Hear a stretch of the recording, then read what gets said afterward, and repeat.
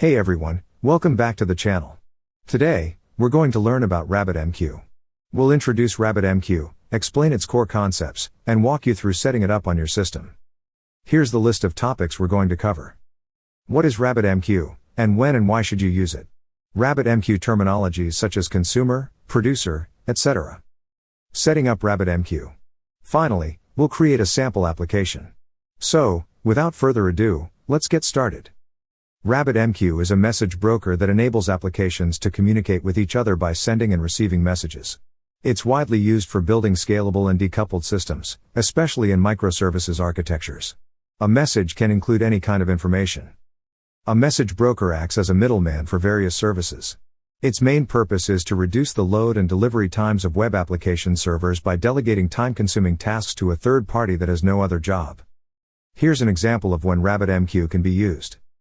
Message queuing allows web servers to respond to requests quickly, instead of being forced to perform resource-heavy procedures on the spot that may delay response time. The consumer takes a message off the queue and starts processing the PDF. At the same time, the producer is queuing up new messages.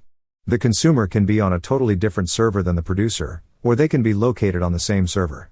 The request can be created in one programming language and handled in another. The point is, the two applications will only communicate through the messages they send to each other, which means the sender and receiver have low coupling. Now, let's talk about exchanges. Messages are not published directly to a queue. Instead, the producer sends messages to an exchange. An exchange is responsible for routing the messages to different queues with the help of bindings and routing keys. A binding is a link between a queue and an exchange. There are different types of exchanges: direct, fan-out, topic, and headers. You can read about these different types of exchanges in the material attached in the description. Now, what is a producer and a consumer? A producer is an application that sends a message to the queue. A consumer is an application that receives a message from the queue. A queue is a buffer that stores messages.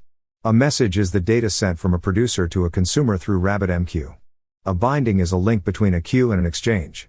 A routing key is a key that the exchange uses to decide how to route the message to queues. Think of it like an address for the message. Let's dive into writing some code. First, we need to install Rabbitmq on our system. We'll be using homebrew to do that. Open the terminal and run brew install Rabbitmq. This will install Rabbitmq on your system. Once it is done, we need to start a Rabbitmq node in the background. To do that, run the following command: brew services start Rabbitmq. After the Rabbitmq service is started, you need to enable all the feature flags. To do this, run the following command: /opt/homebrew/sbin/rabbitmq enable _feature_flag all. All the details on setting up Rabbitmq are shared in the description below. Once you are done with setting up Rabbitmq, open your browser and go to localhost 15672 to access the Rabbitmq UI console. The username and password will be guessed. Once you are in, you can see the default exchanges, queues, connections. Now, let's talk about the sample application.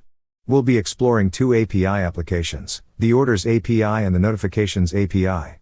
These applications demonstrate how to use Rabbitmq for effective messaging between services in a microservices architecture. So, let's jump right in. First up, let's take a look at the Orders API. This is where we'll be simulating an e-commerce scenario by placing orders. The Orders API is responsible for accepting order requests, processing them, and then publishing a message to Rabbitmq that an order has been placed. As you can see, the main logic is in the app.js file. Here, we're setting up an Express server to handle incoming HTTP requests. When an order is placed, the API publishes a message to a Rabbitmq exchange. This message will eventually be consumed by the Notifications API to notify users about their orders. Now, let's move on to the Notifications API. This service is responsible for listening to the messages published by the Orders API. Once it receives a message indicating that an order has been placed, it triggers a notification to the user. Similar to the Orders API, the Notifications API is built using Express. The key difference here is that it consumes messages from Rabbitmq instead of publishing them. The application listens to a specific queue, processes incoming messages, and then sends out notifications. To give you a quick overview, here's how the two services interact. The Orders API publishes a message to Rabbitmq whenever an order is placed. Rabbitmq then routes this message to a specific queue, where the Notifications API picks it up and processes it to notify the user. Let's send some messages from Orders API to the Notifications API. This setup is a classic example of how message brokers like Rabbitmq can decouple services in a microservices architecture. That's a wrap for today. Hope you liked the video. Make sure to like, comment and subscribe, and hit the notification bell to stay updated. Thanks for watching, and see you next time.